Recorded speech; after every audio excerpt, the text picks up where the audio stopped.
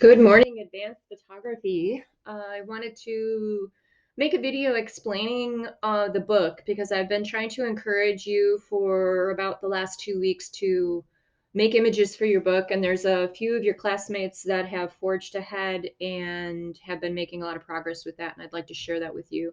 Also, I just want to share some of the requirements of what I would like you to do with your book. First one I want to show you today is Ashley's.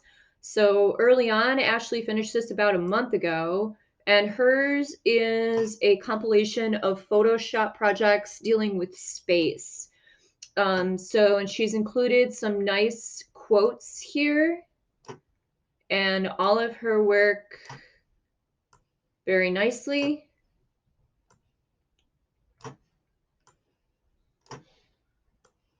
And it's well composed, and I think everything looks really, really good with it. So I would say that with the exception of Ashley not having her small, short artist statement, and I will link a Google Doc that will help you with your artist statement right here.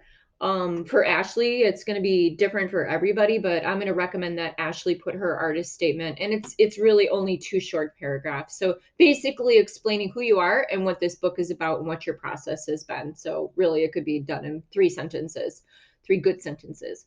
Okay, so the next one I'm going to show you is Ryan's, and I've been helping Ryan out a lot, and I appreciate his patience with me, but he seemed like he was having a hard time with what to put in. He didn't really have that many images at his disposal. You know, he's having to learn a new program called Pixlr, so I went ahead and kind of had a pretty heavy hand in helping him with this, but I think it's turned out he really likes it and it's turned out for the better. So one of the first things I'd like to point out is I designed his cover. He had a generic cover that was created by the company, and I thought that's just a shame. I really don't want to see you guys do that. Why use somebody else's artwork when you have your own artwork? So I recommend finding the best photograph that goes along with your theme or your title, and getting it up there in a way. So I did turn his font sideways because I kind of wanted to give it a little more edge, and I did add this color block.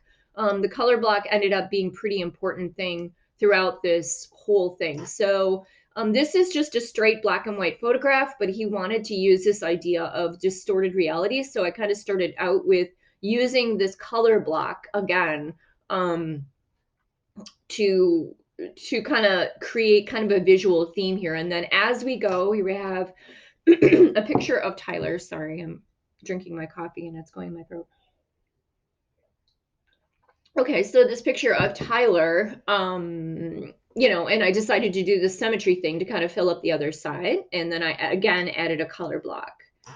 This picture of Tristan, which really is just a straight black and white photograph. Beautiful portrait. I really, really love this shot. And then I just decided to add some colors that I thought were, kind of dark and moody, like Tristan is, So that, and then I decided to kind of hide him. Um, this you will recognize as the orb exercise that we did in class, but Ryan wanted to use it, and so I figured out a way that I could add a color block again. This is as large as it would go into the book, so I had to keep it this size, and then I just duplicated this image and put it over there.